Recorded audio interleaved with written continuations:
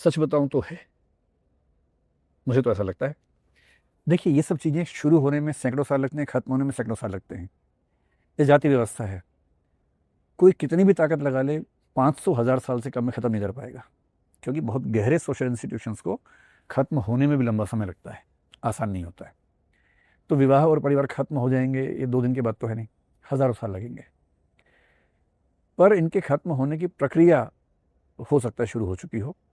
मेरा rough idea, अगर आप पूछें, रफ आइडिया ये है, बड़े शहरों में भारत में आज से 100 200 साल के बाद इक्वल नंबर में लोग होंगे जो शादी करेंगे और नहीं करेंगे।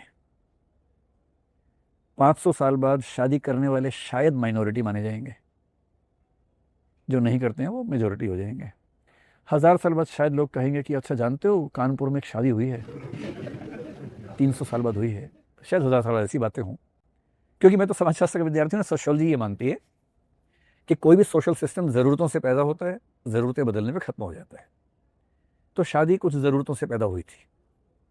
आप इमेजिन कीजिए एक ऐसा झुंड है जिसमें कोई सिस्टम है ही नहीं, कोई भी किसी पे हमला कर देता है। जैसे एनिमल्स में आप देखेंगे, कोई नियम नहीं है, कोई डॉग है किसी बीच पे हमला कर सकता है, कोई रोकने वाला नहीं है उसको। ह्यूमन बींग्स में शुरू में ऐसा होता होगा, जब हम झुंड में रहते थे तो बड़े बूढ़े एप्स ने मिलकर तय किया हुआ है भाई सिस्टम बनाओ, ऐसे ठीक नहीं है। क्यों सिस्टम बनाओ? एक तो कौन किस पे हमला कर दे भरोसा नहीं है, सुरक्षा मिले सबको। दूसरा, कौन सा बच्चा किसके पता ही नहीं चल रहा, तो परवरिश कौन करेगा? तो बच्चे की लेजिटिमेसी एक बड़ा भारी सवाल था, जो अब डीएनए फिंगरप्रिंटिंग सॉल्व हो चुका है, तब सॉल्व नहीं हो पाया था। और उस समय सॉल्व करने का एक ही तरीका था कि एक स्त्री केवल एक पुरुष के साथ रहे, क्योंकि बच्चा तो माँ के पेट से होगा। माँ एक ही पुरुष के साथ रही है तो ये तय हो गया कि बच्चा इस पुरुष का है, और कोई तरीका ही नहीं। इसीलिए कहावत चलती है अफ्रीका में, mother's baby father's maybe. ऐसी बहुत कहावतें हैं। Mother is a fact, father is a faith, ये कहा जाता है। ये लीगल डिक्टम में भी ऐसी बातें चलती हैं। तो शादी बनाई कि 2 लोग अब साथ में रहेंगे, या अगर मोनोगेमी नहीं तो एक पति है 4 पत्नियां हैं, ये सब साथ में रहेंगे। अब इन पत्नियों पर कोई दूसरा पुरुष नजर उठा के नहीं देखेगा। एक नॉर्म बन गई, सबने मान लिया। देखेगा तो पिटेगा, सब मारेंगे उसको, अब नॉर्म बन गई। अब वो महिला या महिलाएं सुरक्षित हैं कि एक पुरुष हमारा साथ है। इनका बच्चा हुआ, पहले से पता है कि पैटर्निटी किसकी है, बच्चे को नाम मिल गया। उस बच्चे की परवरिश की जिम्मेदारी उस पुरुष के पहले से फिक्स है, उसी को खतरे उठाने उस बच्चे के लिए। और फिर बड़े होने की प्रक्रिया, और जब ये बूढ़े हो जाएंगे, बच्चा बड़ा होगा, तो बच्चा इनकी जिम्मेदारी उठाएगा। उनके बुढ़ापे का इंश्योरेंस, तब तो इंश्योरेंस भी नहीं था, मेडिक्लेम भी नहीं था, ये बच्चा ही मेडिक्लेम है, बच्चा ही टर्म इंश्योरेंस है उस समय। तो इतनी सारी सोशल नीड्स को पूरा करने के लिए मैरिज सिस्टम बना होगा, उससे फैमिली बनी होगी। अब हो ये रहा है कि लगभग इन सारी नीड्स के लिए अलग अलग उपाय समाज में हैं, कोई कलेक्टिव सिस्टम नहीं है। और फिर अब सुरक्षा इतनी है समाज में, जो बच्चे आजकल के बड़े शहरों के हैं, पढ़े लिखे हैं, पैसा उनके पास हो जाता नौकरी करने से, और हर बीइंग की एक मंशा होती है कि अगर मैं अपनी आज़ादी बचा सकूं तो बचा लूँ। आज़ादी खोना सबसे बुरा होता है, और आप किसी सिस्टम का पार्ट बनते हैं, आज़ादी खोनी पड़ती है। सिस्टम के बाहर रहने में आज़ादी बनी रहती है। इसलिए आज की जो जनरेशन है उनसे मैं पूछता हूँ, ये बात करता हूँ, तो वो जनरली ये मान के चलते हैं कि शादी करेंगे तो 30 के बाद करेंगे। मतलब यहाँ जो बच्चे बैठे हैं वो भी इसी माइंडसेट के होंगे, तो 30 तक अपनी ज़िंदगी अपने हिसाब से जिएंगे, डेटिंग करेंगे, दोस्त करेंगे, ये करेंगे वो करेंगे। हम बनना नहीं चाहते, किसी जगह अपनी आज़ादी कम नहीं करना चाहते। करियर बना लेंगे अपना, थोड़ा पैसा बचा लेंगे, इन्वेस्ट कर लेंगे। उनको इन्वेस्टमेंट का आइडिया भी सबको है, फाइनेंशियल सिक्योरिटी कैसे बनेगी।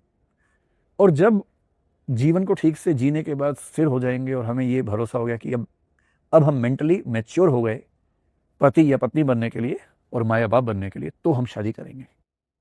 आगे चल के कुछ लोग कहेंगे कि उसके बाद भी क्यों करेंगे, छोड़ो, क्या ज़रूरत है, नहीं करते। अब शादी की ज़रूरत क्या है? किसी के साथ रहना है तो को लिविंग में भी लोग रहते हैं, को लिविंग को लीगल स्टेटस से मिल चुका है। अभी तो जो टेक्नोलॉजी में नई चीज़ें आ रही हैं, ऐसे रोबोट्स बन रहे हैं जो ह्यूमन बींग जैसे दिखते हैं, लोग उनसे शादी करेंगे आगे चल के। ये बहुत जल्दी, अगले 5 साल में दिखेगा। ऐसे रोबोट जो इंसान दिखते हैं, स्किन भी इंसान जैसी है, कलर भी चेंज कर सकते हैं, सुंदरता चेंज कर सकते हैं, वो शिकायत भी नहीं करते कभी। 24 घंटे आपके लिए वो, मतलब जैसा आप जिस रूप में आप चाहते हैं वैसे रहते हैं। अभी हमें मजाक लग रहा है, आज से 10 साल पहले मैं बोलता था कि कोई भी किताब पढ़ने में जो सुख है ना, वो आईपैड से पढ़ने में, कंप्यूटर पढ़ने में नहीं है। हमारी अगली जनरेशन को पूरा सुख मिल रहा है आईपैड से पढ़ने में, उन्हें चाहिए नहीं किताब कॉपी। हम तो अपने हिसाब से सोच रहे हैं ना कि ऐसा नहीं हो सकता, अगली पीढ़ी को तो अपने तरीके हैं। तो आगे आने वाली पीढ़ियां मुझे नहीं पता क्या करेंगे, क्या पता उनको रोबोट से ज़्यादा दोस्ती होने लगे, प्रेम होने लगे। कंपेनियंस एआई के अभी कल परसों फिर ग्रोक ने निकाल दिया है, और भी कई लोग निकालते हैं। हो सकता है कि आगे वाले लोग रियल दोस्तों से ज़्यादा उनके दोस्त एआई कंपेनियंस हों। अब पहले क्या था कि अगर आप लड़कियों के लिए स्पेशली अगर 32 की उम्र तक शादी नहीं की तो माँ बनना मुश्किल होगा, बायोलॉजिकल प्रॉब्लम्स आ जाएंगी। अब तो पोस्ट ह्यूमस रिप्रोडक्शन चल रहा है कि लोग मर गए हैं पर मरने से पहले स्पर्म अपना डोनेट कर गए हैं, वो फ्रीज करवा लिया है, एग फ्रीज करवा लिया है। ऐसे केसेस हैं। एक आदमी मर गया अचानक और स्पर्म फ्रीज करवा लिया था, उसके मरने के 10 साल बाद उसका बच्चा पैदा हुआ। बायोटेक्नोलॉजी उस लेवल पे आ गई है। तो पेरेंटहुड चाहिए तो उसके 1000 उपाय हैं, है ना, किसी भी उम्र में। आईवीएफ के थ्रू हरियाणा पंजाब में 55-60 साल की महिलाएं माँ बन रही हैं आजकल। सरोगेसी है ही। तो किसी महिला को अगर मन करता है कि मैं नौकरी करूं, खूब आगे बढ़ूं, अपना करियर बनाऊं, और मैं शादी वादी या बच्चा 45 की उम्र के बाद सोचूंगी, तो भी मेडिकली संभव है। हालांकि उसमें मतलब दिक्कत है, परेशानियां हैं बहुत ज़्यादा, संभव तो है। ये सारी टेक्नोलॉजी, ये सारा फिनोमिना, आज़ादी की भूख, डेटिंग जैसी ऐप्स होने की वजह से पहली बार इतना आसान है लोगों से मिलना जुलना, जो कभी आसान नहीं था। जितने चेंजेस 100-200 साल में होते थे वो अचानक इस पीढ़ी के सामने 10 साल में हो गए हैं। दिक्कत ये है, ये बदहवासी की हालत में समझ नहीं पा रहे कि क्या हो गया अचानक। इतने चेंजेस जब होते हैं तो इसको एनोमिक सिचुएशन बोलते हैं, एनोमी बोलते हैं हम सोशियोलॉजी में। एनोमी का मतलब है कोई नॉर्म नहीं है, नॉर्मलेसनेस है, कोई सिस्टम बन ही नहीं पा रहा, हर इंसान अपने हिसाब से जी रहा है। धीरे धीरे सिस्टम्स फिर से बनेंगे। पर हाँ, अगर आपका सवाल है कि क्या विवाह का भविष्य खतरे में है, मेरी पर्सनल गट फीलिंग ये है कि हाँ, 500-1000 साल बाद हो सकता है कि दूसरे ऑप्शंस क्रिएट हों। ऑप्शन तो आएगा ही, विवाह नहीं होगा, दूसरा ऑप्शन होगा। इंसान की ज़रूरतें तो पूरी होंगी ही, तो ज़रूरतें पूरी करने के नए नए स्ट्रक्चर्स बनते जाएंगे। और सोशियोलॉजी का विद्यार्थी होने के नाते बहुत इमोशनल होकर बात नहीं करनी, हाय परिवार के बिना कैसे जिएंगे, हाय विवाह के बिना कैसे जिएंगे। अरे आज से 5000 साल पहले विवाह नहीं होता था। इंसानों का इतिहास 10 लाख साल का है, उसमें शादी का इतिहास 5000 साल का सिर्फ। तो 9,95,000 साल इंसानों की सभ्यता बिना शादी के ही रही है। ये कोई नियम थोड़ा है। ये तो क्या होता है कि जो चीज़ें चलती हैं फिर हम धर्म और उन सब बातों से मान लेते हैं कि ये प्राकृतिक है, नित्य है, नियम है।